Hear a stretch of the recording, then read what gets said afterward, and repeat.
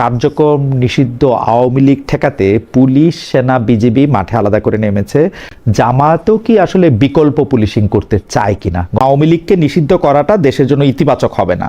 আওয়ামী লীগ বাংলাদেশের একটি খুবই গুরুত্বপূর্ণ এবং বৃহৎ দল, এবং সেটিকে আপনি যে ভাষায় যেভাবে বলেন না কেন, এইটা লীগ ঠেকানোর আন্দোলন না বলে এটাকে আমরা একটা ওই স্থানীয় একটা সমস্যা, এটা ওখানে হয়েছে, হয়তো অসহিষ্ণুতার কারণে হয়েছে, এইভাবে অ্যাড্রেস করতে চাই। না, আচ্ছা, প্রশ্নটা যদি আমি এমন ভাবে করি যে আজকে আওয়ামী লীগের প্রতিষ্ঠা বার্ষিকী ছিল, সেটা ঠেকাতে অনেক রাজনৈতিক দলের পাশাপাশি কি জামায়াতে ইসলামীও ছিল? মানে জামায়াতে ইসলামী কি আওয়ামী লীগকে ঠেকাতে আজকে রাজনৈতিক কর্মসূচি নিয়ে মাঠে ছিল কিনা? এটা কি কোনো না, দেখেন, এটা এখন প্রশাসনের দায়িত্ব, এটা এখন প্রশাসনের দায়িত্ব, প্রশাসন এটাকে মেনটেন করবে। এবং আমি দলের পক্ষ থেকে এরকম কোনো ইনস্ট্রাকশন আমিও পাই নাই, দিতেও দেখিনি। এরকম কোনো ইনস্ট্রাকশন থাকার প্রশ্নই ওঠে না। এটা দলীয় কোনো এজেন্ডা না, এটা প্রশাসনের কাজ। আজকে ৩২ নম্বর এলাকায় কি জামায়াতে ইসলামীর দলীয় কোনো প্রোগ্রাম ছিল না বা বিক্ষোভ ওরকম কোনো কিছু ছিল না? না, আমার জানা মতে না, এরকম কোনো কিছু ছিল না। আমরা মানে একটা আমরা নামই বলি, bdnews24.com এরকম দেখতে পাচ্ছি যে জামায়াতে ইসলামীর নেতাকর্মীরা বিক্ষোভ শেষে, সেখানে আপনিও যেটার কথা বললেন যে ব্রিফিংটার কথা, সেই ব্রিফিংটা একটা বিক্ষোভ শেষেই হচ্ছিল বলে মনে হয়েছে যে জামায়াতে ইসলামীর আয়োজনে। মানে এটা আপনার, মানে এ ব্যাপারে আপনার কিছু জানা নাই? না, আমি আসলে সরাসরি পার্লামেন্ট থেকে বের হয়ে এখানে এসেছি, এই ব্যাপারে আমি কিছু জানি না। আর বিক্ষোভ এটা 23 জুন উপলক্ষে ছিল কিনা এটা আমার আসলে জানা নাই। আপনাদের দলীয় এরকম কোনো অবস্থান বা দলীয় এরকম কোনো নির্দেশনা ছিল না, আপনি এটা বলছেন? জি জি। আচ্ছা, খুবই যৌক্তিক প্রশ্ন যে আপনি আসলে জনগণের উপর ছেড়ে না দিয়ে এটাকে আইন করে নিষিদ্ধ করতে হবে কেন? এবং সেইটা জামায়াতে ইসলামীর সবচেয়ে ওয়ার্স্ট ভিকটিম, তাদেরকে এরকম বিভিন্ন নিষিদ্ধের প্রক্রিয়ার মধ্যে দিয়ে নেওয়া হয়েছে। আপনি আপনার দলের পক্ষ থেকে এরকম দল নিষিদ্ধ করার ব্যাপারটা সমর্থন করেন কিনা, যেই প্রশ্ন আসলে ডক্টর স্নিগ্ধা তুলেছেন? ওকে, আমার এখানে একটা জানার ছিল, সেটা হচ্ছে যে আমরা নিষিদ্ধ ঘোষিত তো একটা দল না, এটা তো রিসেন্টলি, এর আগেও আমরা বেশ কিছু আমরা যদি বলি চরমপন্থী দলকে নিষিদ্ধ হতে দেখেছি। তাদের বেলায়ও কি স্নিগ্ধাপা এই মানসিকতা পোষণ করেন কিনা যে তাদেরকে আমরা নিয়মতান্ত্রিক রাজনীতিতে আসতে দেখতে চাই এবং তাদেরকে দেখতে চাই যে তাদের জনসমর্থন কত?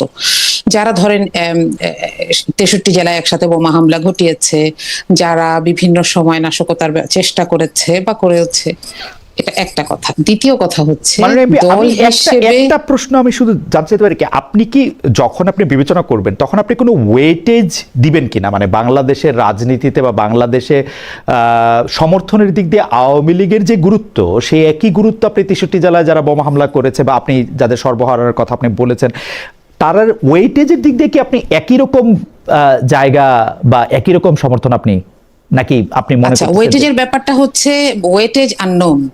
আচ্ছা, ওয়েটেজ আমরা জানি না, তাই না? 17 বছরের ফ্যাসিজমের পরে আসলে বাংলাদেশে আওয়ামী লীগেরও ভোটের ওয়েটেজ কতটা আমি আপনি কেউ জানি না। We have never tested. Number 2 হচ্ছে আওয়ামী লীগকে ফিরিয়ে আনার জন্য যে বয়ানগুলো আছে সেগুলো একাডেমিক্যালি ওকে, কিন্তু আওয়ামী লীগ কি ফিরে আসতে চাচ্ছে রাজনীতির মাধ্যমে?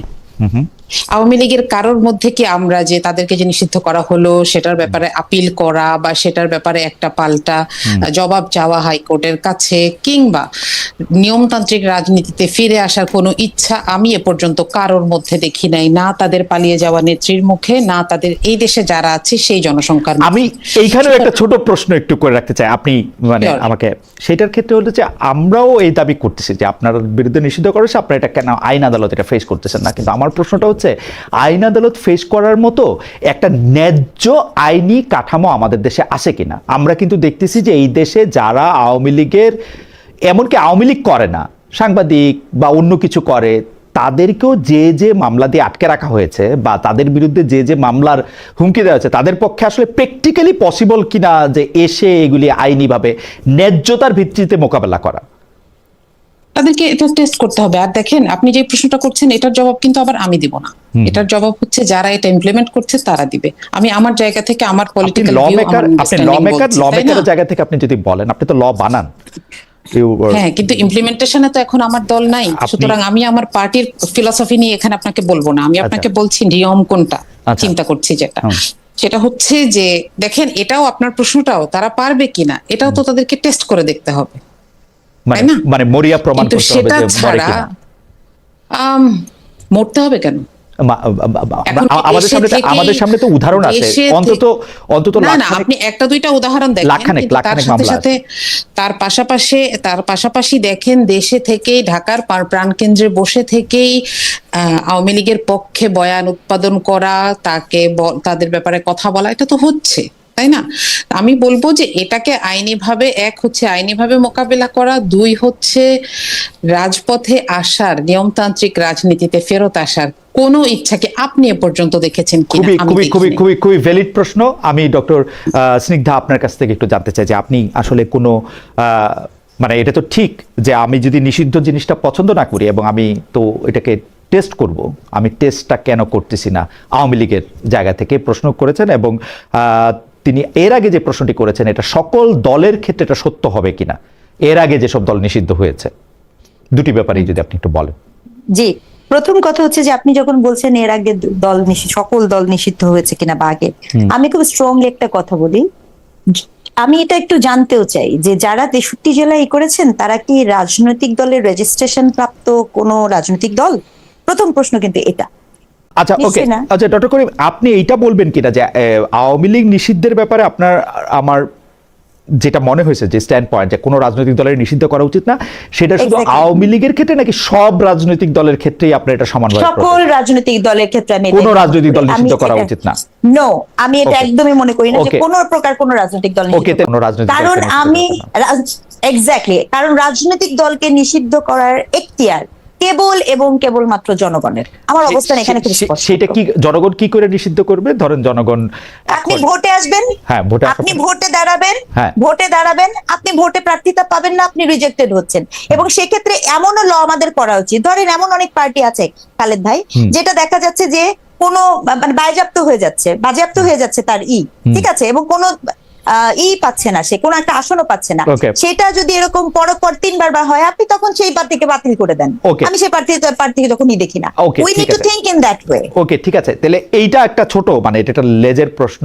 ধরেন আমি এর আগে যে দেশে ছিলাম, জার্মানিতে, যে ফ্যাসিস্টদের বা যদি আমি বলি অ্যাডলফ হিটলারের অনুসারী দলকে যে নিষিদ্ধ করা হয়েছে, বা ওইটাকে আপনি কিভাবে দেখেন? ওটা তো জনগণের উপরে ছাড়া হয় না, ওইটা একটা প্রশাসনিক বা আদালতের সিদ্ধান্ত দিয়ে তাদেরকে নিষিদ্ধ করা হয়েছে, ওইটা আপনি কিভাবে দেখেন? আপনি এই কথাটা বলবেন, সেটা খুবই কমন, এবং এই যুক্তিটাও নিয়ে আসা হচ্ছে। এবার আনকমন কথা করতে বলবো, বলেন। এটা জাহেদ ভাইও বলেন। এখন আমি আমার একাডেমিক জায়গা থেকে কথা বলি।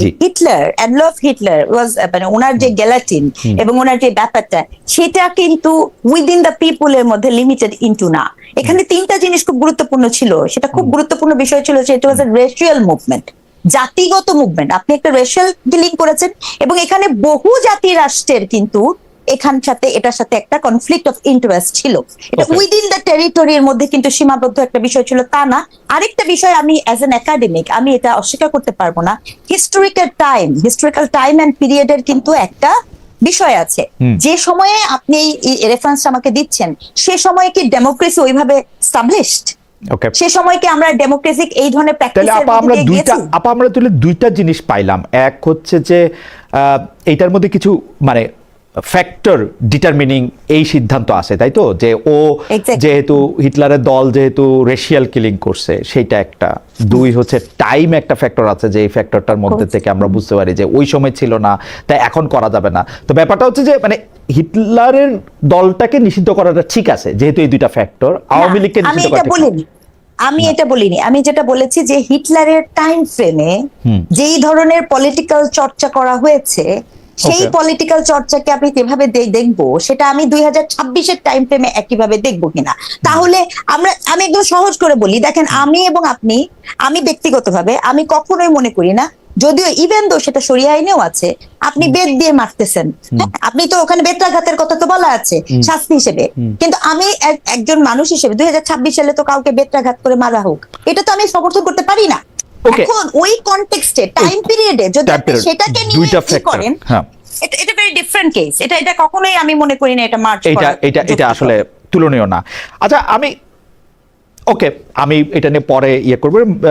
মারদিয়া মমতাজ এমপি, আপনার কাছে কি ব্যাখ্যা সন্তোষজনক মনে হচ্ছে যে তিনি সবসময় একই অবস্থানে থাকতেছেন যে রাজনৈতিক দলগুলিকে আসলে নিষিদ্ধ করা যায় না, ভোটে দিলে তারা যদি আসলে জনগণ যদি তাদেরকে প্রত্যাখ্যান করে, সেটাই আমার কাছে লজিক্যাল মনে হচ্ছে কথাটা। মানে আওয়ামী লীগকে আমরা এতটা ভয় কেন পাচ্ছি যে ওরা রাজনীতিতে আসলেই আবার খুব গুরুত্বপূর্ণ হয়ে উঠবে, এরকম আমাদের মনে হচ্ছে কিনা আসলে? ওকে, আপনি যেহেতু ভয়ের মতন একটা খুব বেসিক ইমোশনকে সামনে নিয়ে আসছেন, আমি আসলে এখানে বলতে চাই ব্যাপারটা ভয় না, ওকে, ব্যাপারটা ঘেন্না, অনীহা। ওকে, এখানে যদি আপা যেই গ্রাউন্ডে কথা বলছেন, একাডেমিক্যালি এটা ঠিক হতে পারে, আমরা একটা পলিটিক্যাল সায়েন্টিস্ট, কিন্তু আমরা যদি গ্রাউন্ডে আসি, এই ইন্টারিম গভর্নমেন্ট যদি এই ব্যাপারটাতে আওয়ামী লীগের ব্যাপারে কোনো ধরনের শিথিলতা অবলম্বন করত, তাহলে আপনি দেখতেন যে মানুষ তাদেরকে কোনোদিন ক্ষমা করতো না। কারণ এখানে রক্তের দাগগুলো এখনো দগদগে, এখানে ক্ষতগুলো এখনো জীবিত, তাই না? তো আমি আপনারা হয়তো, আমি একটু বলি ভাই, আপনারা হয়তো দেখেছেন, আমি সংসদে সৌভাগ্য বলবো না দুর্ভাগ্য বলবো, আমার ঠিক ডান পাশে একজন শহীদের মা বসেন, এবং আজকে ওনার বক্তৃতা ছিল, বাজেট বক্তৃতা শেষে উনি শুরুতেই ওনার খুব ইমোশনাল হয়ে গিয়েছিলেন, এবং বসার পরে বেশ প্রায় ঘন্টাখানেক লাগলো ওনার স্থির হতে। হ্যাঁ, এই ইমোশনকে সামনে রেখে আপনি যেটাকে বলছেন ভয়, আমি সেটাকে বলবো অনীহা, আমি সেটাকে বলবো ঘেন্না, আমি সেটাকে বলবো প্রতিশোধ স্পৃহা। এখন আমাদের দেশের মানুষের কাছে আমাদের কৃতজ্ঞ থাকা উচিত, জেনারেল মাস পিপলের কথা বলছি, not any political entity only, যে যেই সময়টা ইভেন পুলিশও ছিল না, কথা ছিল, মানে আমরা যেটা ধারণা করেছিলাম, ইভেন আপনি জানবেন যে প্রবাসে একজন আওয়ামী লীগের একজন সমর্থক তিনি প্রকাশ্যেই বলেছেন যে এই সরকার নেমে গেলে আমাদেরকে কচুকাটা করে ফেলা হবে। সেই লেভেলের কচুকাটা হয় নাই, বরং উল্টা মানুষ গিয়ে মানুষকে প্রোটেকশন দেওয়ার চেষ্টা করেছে। এই জায়গায় এসে আমি রাষ্ট্রীয়ভাবে সহনশীলতা নিয়ে কোনোই প্রশ্ন করতে চাই না, বরং আমি বলবো যে 24-এর এই সময়টাকে আমরা এত তাড়াতাড়ি যারা ভুলে যেতে চাই, তাদের কাছে দেশের ভ্যালু আসলে কি? খালি কি একটা ভূখণ্ড, মানুষ না? না, মাননীয় এমপি, আমি আপনার শব্দ থেকে ধার করে আপনাকে বলি, আপনি কেন তাকে ভোটে দিয়ে প্রত্যাখ্যাত হইতে দিতেছেন না, ভোটে দিয়ে তাকে ঘৃণিত হইতে দিতেছেন না, ভোটে দিয়ে আপনি তার প্রতিশোধ স্পৃহা করতেছেন না?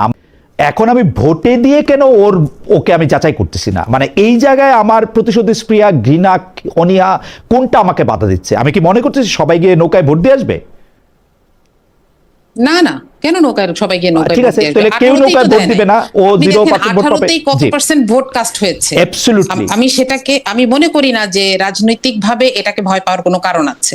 এটাকে মাথায় রেখে বিষয়টা হচ্ছে, এটা কিছুতেই এই ভয় না যে আসলে ওরা ভোট পেয়ে যাবে, বিষয়টা সেটা না। বিষয়টা, আপনি যদি এটার মূল কারণ জানতে চান, আপনাকে ইন্টারিম গভর্নমেন্টের কাউকে জিজ্ঞেস করতে হবে। আর আমি একটা পলিটিক্যাল পার্টি হিসেবে বলতে পারি আমার পার্টি কেন এটাকে সমর্থন করেছে।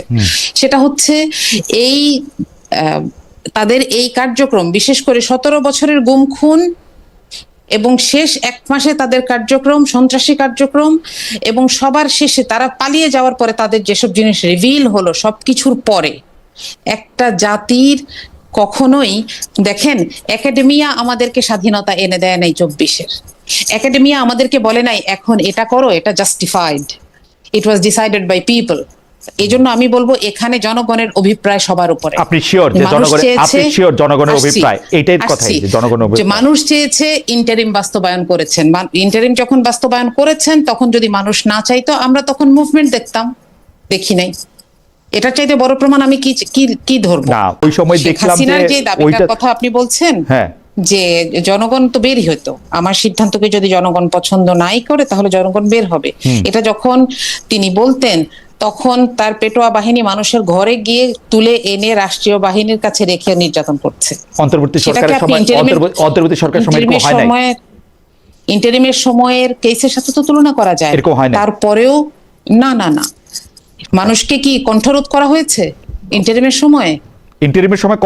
ইন্টারিমের সময় তো আওয়ামী লীগ নিষিদ্ধ করার আগেও আওয়ামী লীগের কণ্ঠস্বর তো শোনার ক্ষেত্রে আমরা দেখি নাই যে ইন্টারিম বলতেছে যে আওয়ামী লীগ ইচ্ছা করলে কথা বলতে পারবে, বরং উল্টাটাই বলছে। ইন্টারিম বলা ছাড়া আওয়ামী লীগ নেমেছে? আওয়ামী লীগ নেমেছে কিনা আমি জানি না। মারদিয়া মমতাজ, আমি দেখতে পাই যে আমি দেখতে পাই আওয়ামী লীগ যদি 4 জনের মিছিল বা 4 জন আওয়ামী লীগের লোকজনকে খুঁজে খুঁজে মামলা দেওয়া হয়েছে, তাদেরকে বিভিন্ন জায়গায় আটকে রাখা হয়েছে, এটা আমি দেখেছি। এখন সেই মামলার মধ্যে কত সেই মামলা হ্যাঁ এটাও যেরকম সত্যি সেরকম এক জায়গায় আওয়ামী লীগের কমিটিতে ছিলেন এরকম একজনকে আমাদের সাথে সংরক্ষিত মহিলা আসনেও আমরা দেখতে পাচ্ছি। হ্যাঁ, কারণ আপনাকে যদি এখন জামায়াতে ইসলামের মধ্যে অনেক আওয়ামী লীগের লোকজন জয়েন করেছে, তো এটাতে তো অসুবিধা নাই। কারণ যে পার্টি ক্ষমতায় থাকে, আমি ব্যাকগ্রাউন্ডে যেই থাকি, আমি যখন ক্ষমতায় চলে আসবো তখন তো এটা অসুবিধা নাই। আপনি এটা জানেন যে আওয়ামী লীগের মধ্যে অনেক জামাতে ইসলামীর বা ছাত্রলীগের মধ্যে অনেক ছাত্র শিবিরের লোকজন। আমি আপনার প্রশ্নটাতে ফেরত যাই, আমি যে দুটা জিনিসকে তুলনা করেছি, মানুষকে কথা বলতে না দিয়ে কই এখানে কোনো শব্দ নাই বলা, আর মানুষের যখন বাক স্বাধীনতা আছে তখন বলা যে হ্যাঁ কেউ প্রতিবাদ করেনি, দুইটা আলাদা, দুইটা দাবি আলাদা। ঠিক আছে, আপনি বলছেন, কিন্তু আমার কাছে মনে হয়েছে যে আমার মনে হয়েছে আপনি আওয়ামী লীগের লোকজনদের যদি জিজ্ঞেস করেন তারাও বলবে যে অন্তর্বর্তী সরকার সময়, এই সরকার সময় আমার বাক স্বাধীনতা ছিল না, সাংবাদিকদের পর্যন্ত বন্দী করে রাখা হয়েছে, খুনের মামলা দেওয়া হয়েছে, মানে যা নয় তা করা হয়েছে, তো একইভাবে তারা বলবে যে এখানে আমার বাক স্বাধীনতা ছিল না, আমার মনে হয়।